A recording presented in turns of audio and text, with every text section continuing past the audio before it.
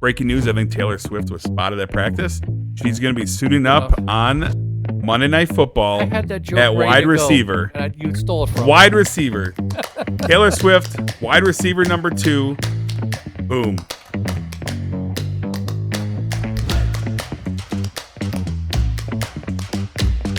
Jason, you were right last week. What did you say last week? I said a lot of things. So. All right. I'll put a clip up on the screen so everybody can see Featherstradamus's prediction. What would happen in week 4? I'm going to say right now, my feeling is I guarantee 3 of the top of the 5 undefeated teams lose outright this week. Yeah, I predicted that of the 5 undefeated teams that 3 out of 5 were going to fall, and they absolutely fell. 3 out of 5 fell. To be fair, you didn't specify which 3, which was more amazing, but that was accurate, man. We got. I did specify based on my pick. That's technically true, but that's a lot of work. So I did specify with my picks. So the teams that I actually picked to win actually won and remain undefeated. Nice work, Pat. I'm sorry. I stand corrected. I did pick the Packers over the Vikings. So I got that Still one. hurts, doesn't it? Still fresh. It's good to see Jordan Love back mixing it up. It's frustrating. I mean, Green Bay, especially that game, they lose by 2 points, and there's 2 kicks that are essentially chip. Okay, the 50-yarder, 49 yards, not a chip shot. But by this NFL standard this year, it's a chip shot. That was the one that Vegas called in to make sure the spread wasn't covered, right? No, it was too early in the game for that. But I mean, that game is messy. I mean, Minnesota, I give them their due. They're 4-0. We'll see how they're going to do this weekend across the pond in London. Jolly good, pip pip. Pip pip. Well, jolly good, and thank you guys for tuning in again here to the Mike and the Feather podcast. We're in football mode for the podcast this season, and we're about to look at week 5 in the NFL.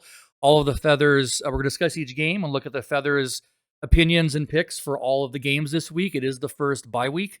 So we have 4 teams taking a rest. The bye weeks are here. Thank you guys for tuning in again this week. Make sure you like and subscribe. Before we get to the little opening, one thing we're doing different today, we're working towards the podcast going live. I've threatened Jason with that long enough, and it's time to start working towards it. So just for today, we're going to be doing the graphics live on the screen. So when you see something get botched up, that's on me. So fuck it. We'll do it semi-live. That's going to be a thing. So that said, thank you guys again for tuning in. Let's get to all the picks for week 5 in the NFL.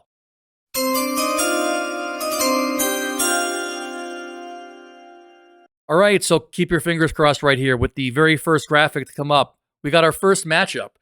We have Thursday night, 5:15 p.m., Tampa Bay Buccaneers on the road facing the Atlanta Falcons. The Atlanta Falcons are favored at home by 1.5, and I will say Baker Mayfield got out of his slump pretty quick this Sunday. Looked good. Kirk Cousins is still Kirk Cousins. It's a pretty close matchup, though, I think, spread-wise. So what do you think is going to happen? Thursday night, too. You never bet in Thursday Night Football, man. It's a crazy thing. Thursday Night Football is tough. I mean, it's a huge division battle. I mean, basically these 2 teams the Falcons, I think, were the preseason favorites to win a division. The Buccaneers were kind of expected to be right in the wash with the Saints, obviously. Bijan Robinson's banged up. He didn't get much snap share last week, and he's now banged up, so he's questionable day to day. So that's kind of a concern.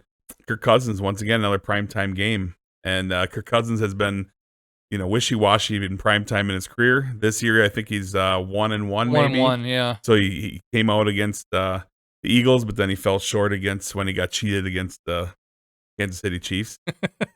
We won't start on that yet, but anyway. It's coming, though. It's coming. Atlanta Falcons -1.5 at home. The Buccaneers, Baker Mayfield, 1-game slump in a spot where he never thought they would have, losing to Denver, getting whipped. But then they come back and they just dominate this last weekend. I'm going to go with the Buccaneers +1.5. I'm going to take the road dogs, and they're going to get it done. I just think that their offense is too potent for Atlanta right now, with Bijan Robinson questionable. And for some reason, Kirk Cousins and this team doesn't want to pass to Kyle Pitts. Kyle Pitts, sorry fantasy football players, but Kyle Pitts got a big 0 last week. How do you not get one ball to your tight end in a dome at home? Is it possible? I don't know. But Darnell Mooney's coming up big. Drake London's been getting used better.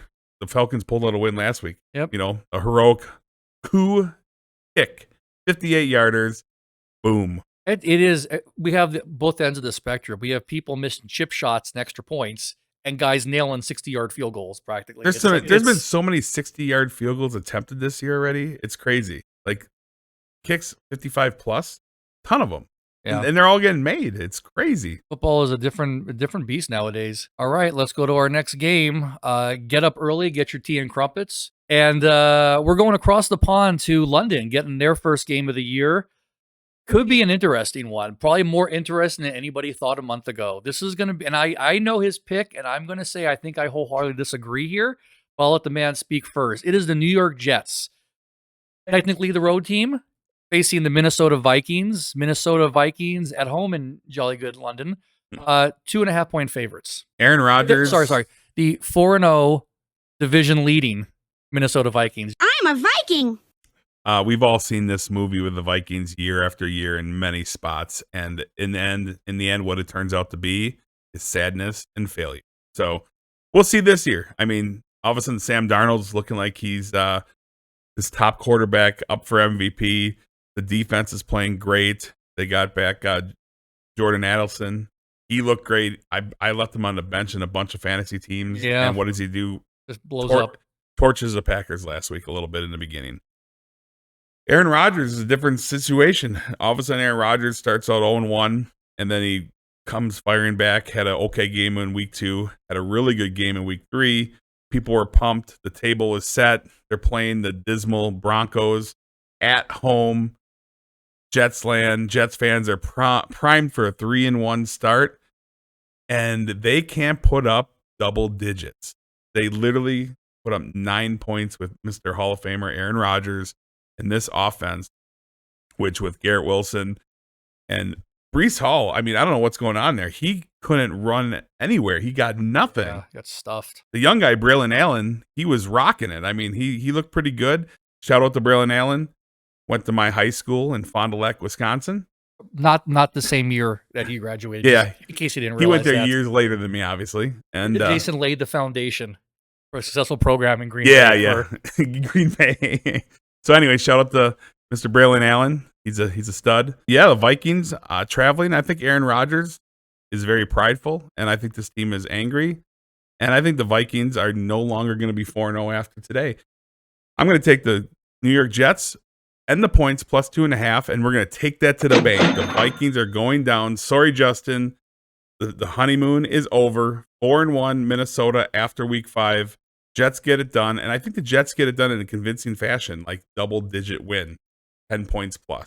You're cashing you're writing a lot of checks right now for this one. But you know what? We're gonna take it to the bank all day long. Jets, Jets. I'm going to offer a counter opinion on today's. Who bets on the Jets? Have you not learned anything about betting? From my standpoint on this is, you mentioned the Denver Broncos twice now with surprising wins. Maybe we're looking at it wrong. Maybe it's the Denver Broncos who are a better team than we thought. But the obviously all bets are off going to London. The flight, climate, the time change, the environment, everything is so different. Mm-hmm. Problem I see here is Jets are just not looking solid. And yes, the Vikings tried to give away the game on Sunday to your Green Bay Packers. But I almost feel like the Jets in this situation are kind of facing their biggest test. And in an odd spot, the backs are against the wall. The Vikings are basically playing with house money. Because not even the Vikings expected to be 4-0. And literally, I saw before the podcast, ranked on NFL.com as the number 1 team right now. Like, this is the multiverse. We stepped through a Doctor Strange portal somewhere, and we came out the other side where, like, these things are happening. I just feel like the Vikings have too much going on. The Jets are too much of disarray. And I think going overseas is just going to add to that. But the way the Vikings collapse, maybe the field goal is the difference maker. So I mean, we'll see. I mean, I think that anything can happen. Yeah, no, very true. If we've learned anything from the NFL this year, is anything is on the table. But I'm going to take the experience of Aaron Rodgers to get it done at home. Very true. A running game that's actually going to get going against this Minnesota defense. And the Purple People Eaters are going downtown. They're They're done. Going down. 4-1. And I think it's going to maybe be the beginning of multiple losses. All right. I think Well, we'll see. as we know, the NFL stands for no fucking logic this season, so we will see where this one takes us. And that takes us to our first of the normal time Sunday games, 10 a.m. We're going to start with the Carolina Panthers on the road at another of your division's teams, the Chicago Bears. Bears are favored by 4 points. Panthers, no longer undefeated. It's who would have thought this now? So Bears 2-2. Bears at home against a Panthers team that, once again. Which Bears team shows up? Hopefully the Bears team that puts up some fantasy points, because they murdered us last week with a Dunze and freaking Cole Kmet combined for like 3 points or whatever it was. It's embarrassing. Their defense did what I said. It would hold up, make up for any Caleb Williams wrongdoings. Caleb Williams did just enough, and they ran the ball. Imagine that. DeAndre Swift ran the ball and did pretty well last week. Got off the schneid with if they would have ran the ball the week before, they would have had just as much success, but they chose not to. In this case, they ran the ball. They were my take it to the bank pick, and they got it done, and they're going to do it again. The Bears -4. They're going to beat the Panthers at home. As much as it pains me to have to keep picking the Bears all year long, the Bears will get it done. The 4 points, it's over that field goal comfort zone, but I still think the Bears win by 7 points plus at home. They're pumped up. Keenan Allen's back. This team is going to do enough to get the win against the lowly Panthers that basically are gimping into the 2025 season, where they're going to probably draft a quarterback. Very, very true. All right, simple enough. So Bears -4. Let's go to the next one. Baltimore Ravens on the road at the Cincinnati Bengals. Ravens favored by 2.5 points. Ravens sitting at 2-2. Bengals sitting at 1-3. So got the win finally. Two surprise teams. I mean, would you be saying starting week 1, going into week 5, would we be saying that one team's 2-2 and one team's 1-3? I mean, yes, the Bengals maybe, because they start out 0-2 every year. On their side for that, but I mean, this is pretty wild. And the Ravens, which I picked to beat the Bills last week, which was kind of a shocker to a lot of people, and they had no problem. Unfortunately, Josh Allen played incredibly bad, so therefore hampering our fantasy team once again. Thank you, Josh Allen, for literally not showing up at all. But that happens throughout the year. The Ravens were in a must-win situation at home. They have a great coaching staff, and they got a team that's well-built to run and pass. Lamar Jackson's very challenging, and at home, I like them. And they did. They got it done. Now you got a different situation. The Ravens are on the road against a tough division battle, a rival in the Bengals. 2-2, 1-3. Both teams arguably need to get the win, but the Bengals needed a little bit more. Otherwise, they're all but kind of SOL. The Bengals in that +2.5. I'm going to take the points for the home dog all day long. The Bengals are going to fire on all cylinders. They're going to get the running game going, and they're going to take advantage of that passing defense that is worst in the league going into last week against Josh Allen and the Bills, and yet they still shut down the Bills, but that's not going to happen. They're in Bengals. The Bengals are going to get it right. Both teams are going to come out of this at 2-3. Bengals +2.5 all day long. All right. Zipping along through the morning games, the aforementioned Buffalo Bills take to the road against the Houston Texans. Bills favored by 1 point. Both teams sitting at 3-1. So the Bills -1 on the road at Texans. CJ Stroud's had some up and down games this year. Joe Mixon should be back, which would benefit them a lot. The Bills, kind of a shocking beating that they took. I thought they would lose, but I didn't think it'd be that bad. I think it's just a blip on the radar. Josh Allen's good for a couple of those games each year, and when the chips are down, I think the Bills will get it done. Stephon Diggs is going to try to show out a little bit hard against his former team and stick it to him. I don't think it's going to happen. Tank Dell's questionable still, and the Bills are going to find a way. They're going to run the ball. They're going to get the ball to Cook more. He's going to be able to run better. They're not going to be playing from behind as much in this game. I think they're going to be playing ahead most of the time or right even par. Bills and Josh Allen are the difference in a dome. Take the Bills -1 all day long. Book it. Take it to the bank. Bet whatever you got. Boom. Bills. I need to make that graphic for next week about this is not financial advice.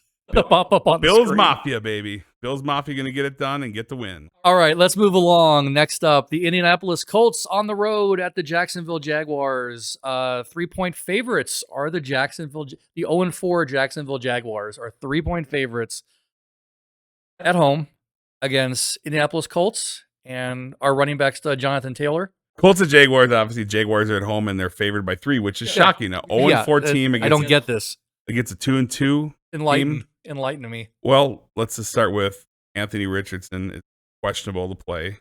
Says he's going to be able to play, which probably Jacksonville might want him to play because. Did he, just to flash back, that was 2 out of 3 plays where he got pulled out of the game, right? Yeah, he got pulled out, came back in, ran a play, and then took a little hit again, and then he stayed out. He said he could have came back and played. Of course he said that. But I don't know. This Colts team, the bigger concern I have is Jonathan Taylor is questionable. Another one of our fantasy players. We are getting kicked in the teeth like everyone has all year long. Injuries. Yeah, we're getting beat up on injuries. So Jonathan Taylor, it's not too bad of an ankle sprain, I think, but it's possible he misses or doesn't play as much. And the Jaguars, Doug Peterson is sick of fielding these questions of like, what is going on? And I think they're going to get it right this week. The Jaguars 0-4, favored by 3, which people think is crazy, but that's because the Jaguars are going to take it to the bank. The Jaguars are going to take it to the Colts. Kidwell's Colts are going down. Jaguars win, cover double digits. Yes, take it to the bank. The Jacksonville Jaguars 0-4, -3 at home. Travis Etienne is going to run all over this team, and this Jacksonville team is going to get right. Don't know if they're going to get right for the season, but for this one game, they're going to get the W and send the Colts home packing with a loss, falling to 2-3, take it to the bank. Boom. All right, you got a couple of big ones going here. We have to take it to the credit union after next week if these don't pan out. Let's keep rolling with the morning games. Okay, I'm going to find this game kind of interesting. Miami Dolphins at the New England Patriots. Patriots get a whole 1-point favorite at home. Both teams sitting at 1-3. We talked earlier. It does kind of suck. It does seem like for all the potential they had, Miami Dolphins season is done at this point. But it just depends on what happens. Even if Tua comes back, that's the only saving grace they have, unless they make a trade somewhere for a quarterback. But they got to dig out of the hole like immediately. I don't even want to make like a flooding joke because it's too soon with everything going on the East Coast. But the Dolphins are up to their neck right now. Yeah, I mean, Miami needed to plan better in the preseason.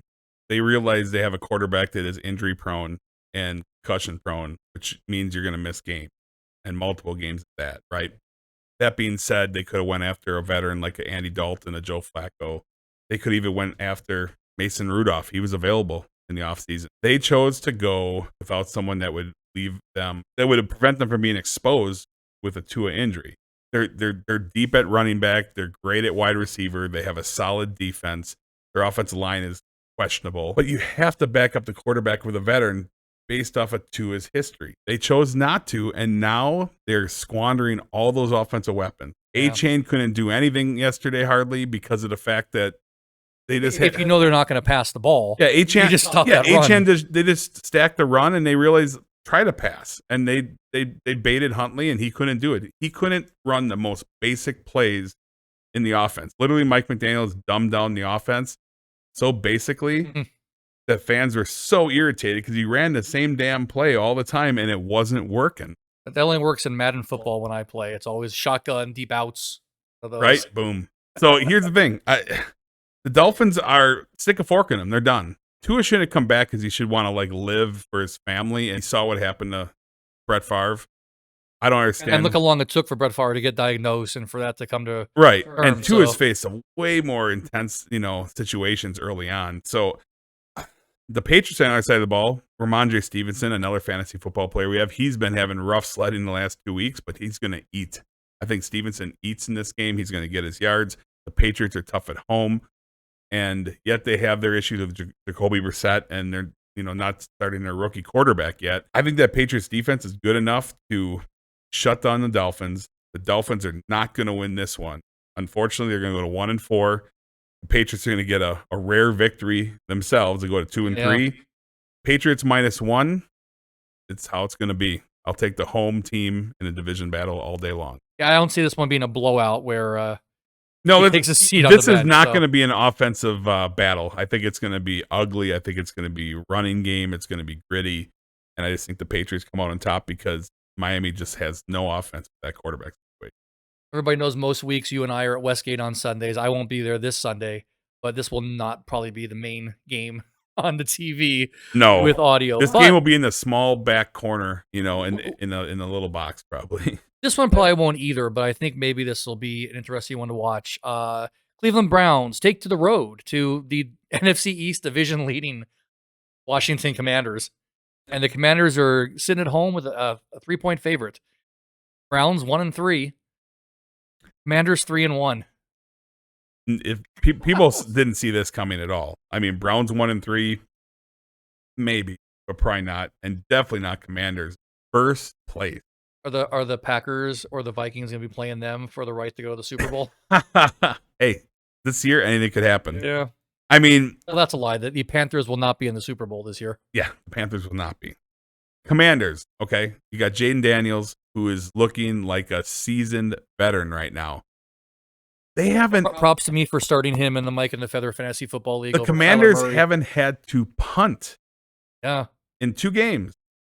Something like that. I mean, it's crazy. Their efficiency is off the charts. They're doing it with a team that's in rebuild mode.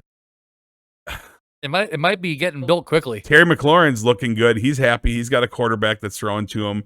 Brian Robinson Jr. is looking good running. The Commanders are making people believers and making Bears fans sick once again, knowing that they passed on this guy for Mr. Fingernail Polish Caleb Williams. And the Bears have a type. It's not the best quarterback. The Bears, they need their pickers off. That franchise has problems, but guess what? The Commanders, they got something to smile about. They're first place. And for all the survivor pick people that are still alive, which is not many anymore, most people probably reserved Dallas for Thanksgiving Day against Washington, I think. Thinking that was the gimme. And now, nope, they're going to restructure that because I would not want to have to rely on Dallas against the Commanders. That would be insane.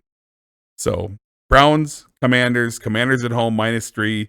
I mean, this defense is beat up. They're not healthy for Cleveland at all.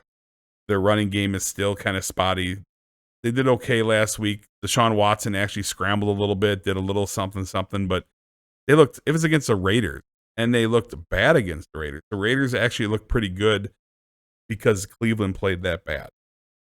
This is a tough one because I don't want to anoint the Commanders yet. I just don't see a path that I'm ever going to take the Browns on the road 1-3, all but packed it in the division most likely. Commanders -3. I'm going to take them all day. I'm going to ride the rookie. He's going to get it done.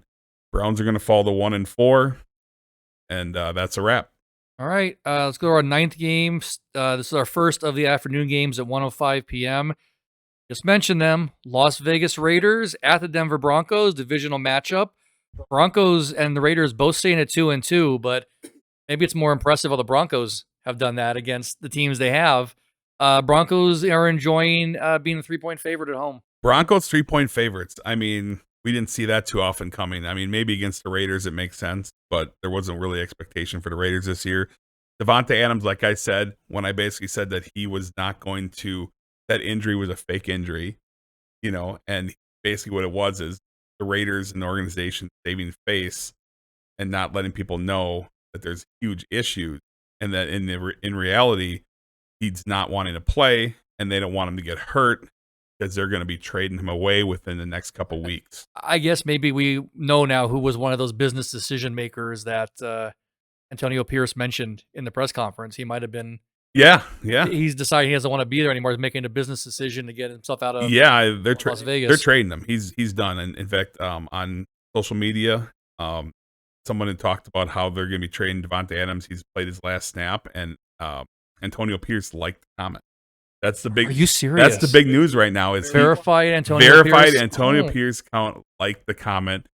Devontae Adams played his last snap. There's no room for drama in the NFL. I mean, and you know what? That's fine because the Raiders can maybe get, they're not going anywhere with their situation right now. So the Raiders can get themselves probably a first-round pick, maybe a little bit more. And Devontae Adams can find whatever he's trying to find after he left my beloved Packers.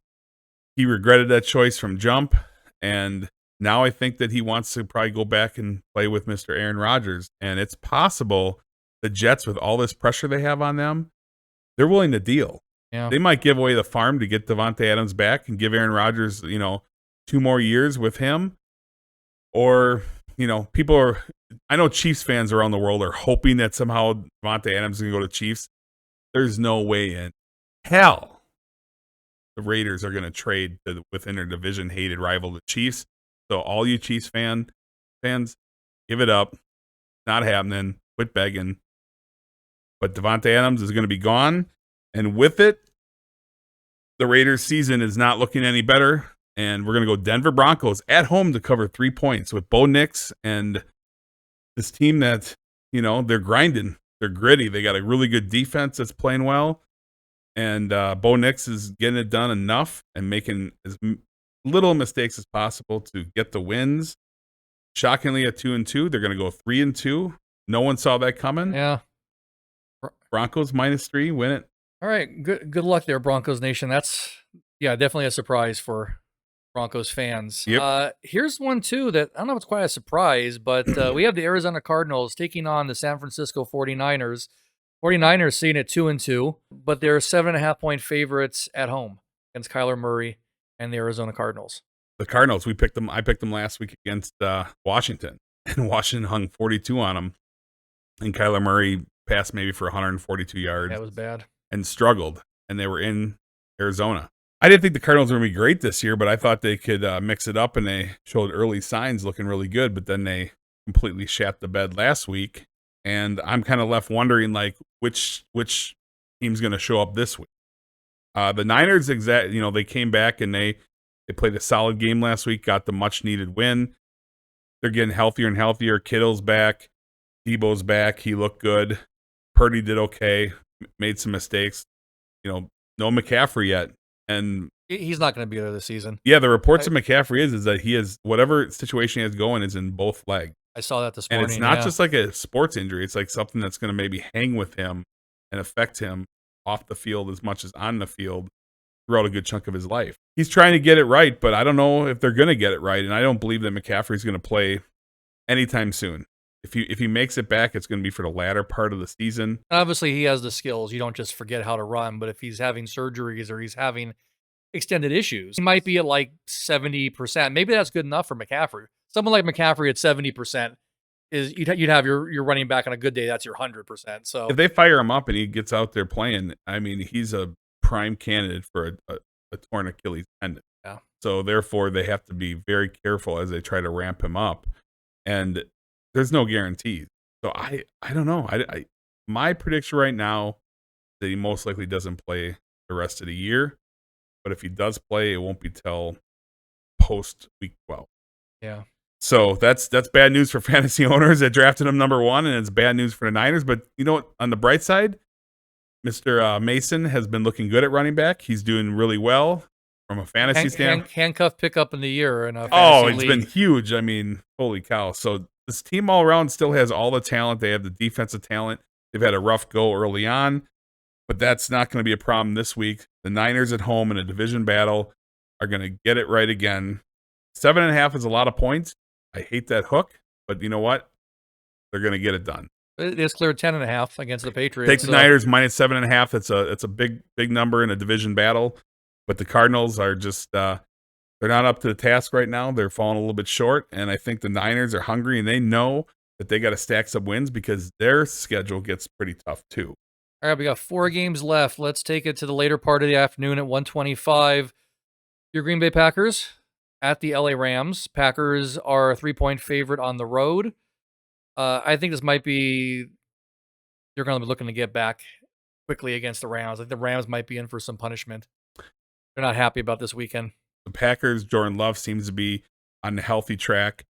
And now we know that if something goes wrong, there's someone backing them up that has success. Green Bay's running game has been proven solid. They were number 1 in rushing going into last week. And I feel like they got away. They should have ran the ball a little bit more. I think they had some goal line or, close yardage situations and whatnot that they should have ran the ball more instead of making these pass plays. Let Jordan Love kind of work himself into it. He took some hits last week. he still got up and he kept battling, and he got better as the game went on. So that's a beautiful thing. He struggled early, couple rough tips for interceptions, but then what does he do? He battles, and if not for a couple bad kicks and giving up, he got sacked 8 times. The guy comes back from injury of a sprained MCL, and he took 8 sacks. Yeah, they weren't making it easy for him to stay on his feet. That's for sure. And that's scary every time he got hit. Yeah, so he came up limping at least once. Yeah, he came up limping a couple times, but you know what? That's good. That means he took the hits, but even though he took the hits early and throughout the game, he still kept making plays, kept zipping that ball, put up almost 400 yards. It's going to be more of the same. The Rams, they don't have answers right now. They have no Cooper Kupp, no Puka Nacua. Kyron Williams has been pretty stagnant as of recently. They're not running well. Matthew Stafford's getting up there in age. He's, doesn't have a lot of weapons to work with. They're banged up at tight end as well with a backup. Green Bay doesn't seem to travel well to the West Coast. When they play in Chargers, when they play San Francisco for sure. These West Coast teams, they travel and they tend to lose. At least Aaron Rodgers did, right? That warm, beautiful weather. So in this case, though, I love it. I think Green Bay comes, they get just what they need. They have a perfect environment, perfect weather, perfect conditions. Green Bay is going to light it on fire. Okay, they're going to light it on fire this week. Now they're down to Christian Watson, but he's got a minor injury, so he should be back. It's a short-term injury, but they're deep at wide receiver. We're going to find out what Wicks is worth, what Wicks is made of right now. Tucker Kraft looked great last week. He's going to be a huge, huge play this week. Green Bay on the road, -3, getting it done. Boom. And your team to my team, New York Giants at the Seattle Seahawks. Seahawks 6-point favorites. Giants 1-3, Seahawks 3-1. There's one of our teams that is no longer undefeated that you predicted. What do you feel about your Giants right now? I don't know. Look, I'm glad that Malik Neighbors is looking so good. I'm unhappy that 4 games in, he's got a concussion or concussion protocols. That's scary because I think about it. I wonder how many of these young receivers start seeing what's happening with people getting concussions and how it's going to change how they're going to attack the ball obviously safety first. We are playing very violent sports. Like when you watch boxing, you're watching 2 people beat the tar out of each other. And even with gloves and stuff, we know what comes to that, but it's in our human nature to be competitive. I don't know what it's going to take for me to have any level of confidence in Daniel Jones because yes, maybe Daniel Jones is only a good quarterback when you have a receiver who makes him look good. But he would take Neighbors out of there, and my Giants aren't. They still got Wendell Robinson. We can kick field goals. Like anybody looking for a field goal kicker, the Giants will gladly be accepting trade offers because that's how we get 15 points, and we almost beat the freaking Cowboys. Anyway, that's where I'm at. I don't know.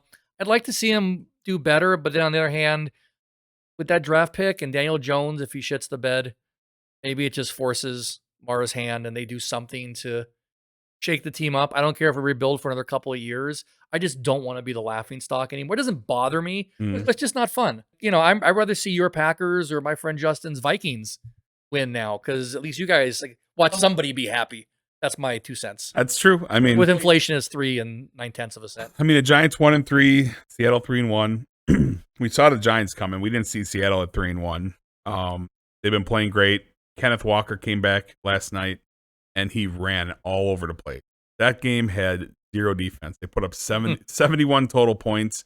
It was great for fantasy owners. Once again, traveling coast to coast is always tough. Malik Neighbors is probably, I think, not going to play. Usually concussion guys don't come back and play next week. It's rare.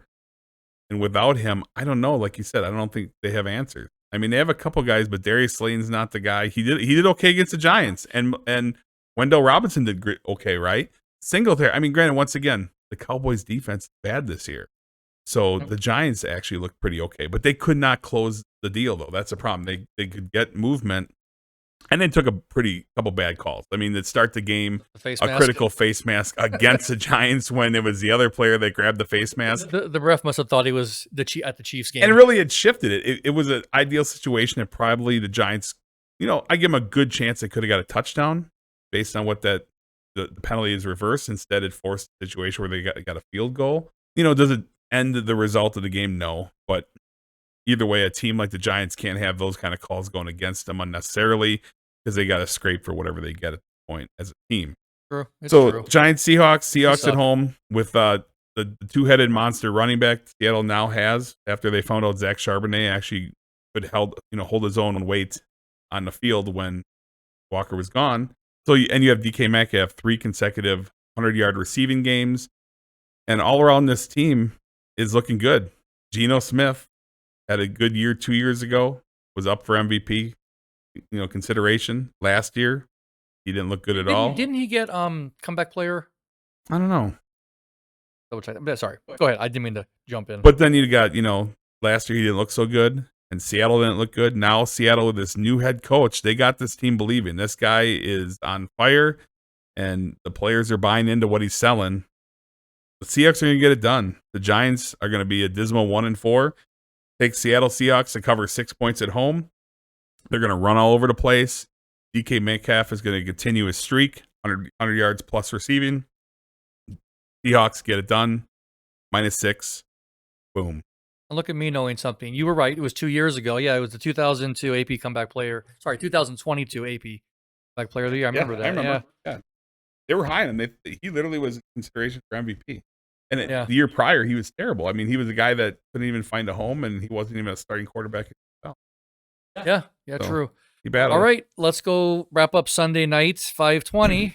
We keep mentioning these teams previously, and now they pop up. Dallas Cowboys at the Pittsburgh Steelers. Pittsburgh Steelers favored by 2.5. Cowboys sitting at 2-2. Pittsburgh sitting at 3-1 after their loss. Giants could hold the Cowboys to 20 points. Granted, the Cowboys help with that a bit too. But with the Steelers defense, I think being much better than the Giants. Yeah, this game is it's interesting. I mean, the Cowboys are in trouble. I mean, no one thought the Steelers would be at this point. Right? Everyone's looking up at the Commanders. Yeah, I mean, the Cowboys are in a spot right now. 2 of their defensive players, I believe, are on the IR, at least one of them. So 2 of their best defensive players. That's a problem. The Cowboys still cannot run the ball. Mike McCarthy's still the head coach, and Jerry Jones still the owner. All these things are big negatives for this Cowboy team. Dak Prescott, CeeDee Lamb, they connected last week. They looked pretty good. CeeDee Lamb had a pretty decent game. Actually, it was half an hour ago. I'm jumping in here, but DeMarcus Lawrence is on the IR. Yep. As of 30 minutes ago. Yep. So, an already defense that has been struggling, that was expected to be a solid defense, a top 5 defense.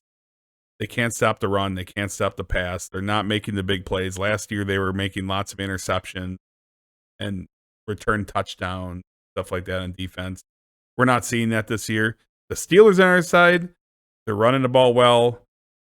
Justin Fields, he's coming around. He's been very gritty and grinding. He had a great fantasy week last week. Yeah, hey, he keeps it up. Russell Wilson's going to spend the whole season on the bench. I mean, Russell Wilson, he said today, Russell Wilson, he's going to be working him back slowly into practice this week.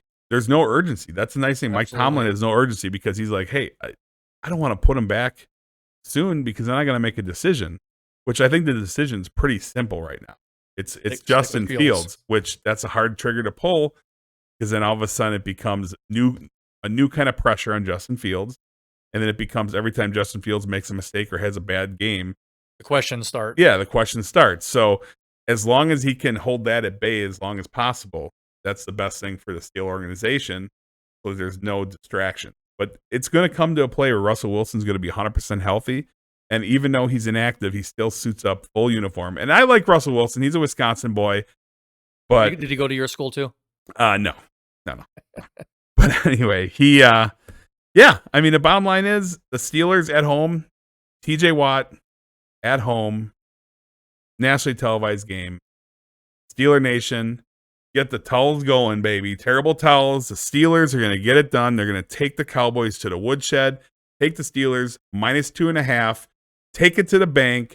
Cowboy Nation, sorry, you're not in Jerry World, and right now, you're not going to win any games, at least this week. Steelers all day long. Boom. All right.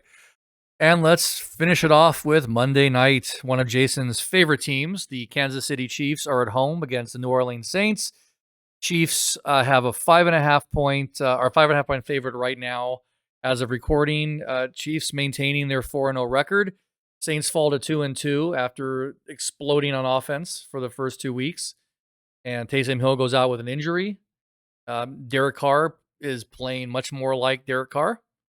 Yeah, the Saints team, they looked bad early on against Atlanta last week, and then they battled back and took the lead late, and then had their potential victory spoiled by a 58-yard field goal. Oh. I mean, Taysom Hill looked good last week. He made some pretty big plays for the Saints. Rushing touchdowns. Breaking news, I think Taylor Swift was spotted at practice. She's going to be suiting up on Monday Night Football. I had that joke at wide receiver. And you stole it from wide me. receiver. Taylor Swift, wide receiver number 2. Boom.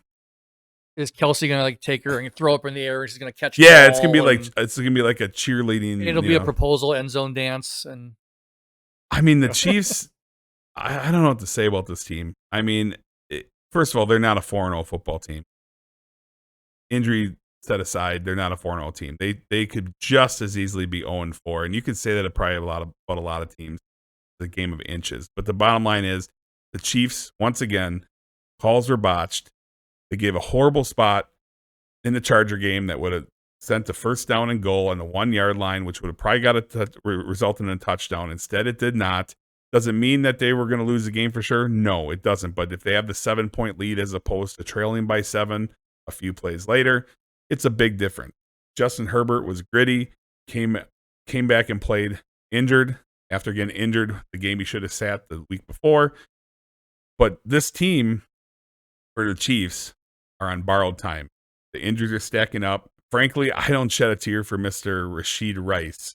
Rashid Rice, as everyone knows, I don't like to talk about this stuff too often, but bottom line, the guy in the offseason was a felon criminal that was probably drunk, possibly, allegedly drunk and maybe high. We won't know because he was mass speeding recklessly, caused a mass injury. Of course, by the time he turned himself in, he would be sober. So bottom line is, I don't shed a tear when, ironically, karma came and took him out at the knee, cut him off at the kneecaps. And guess what? I'm going to say it. Someone's not going to like it.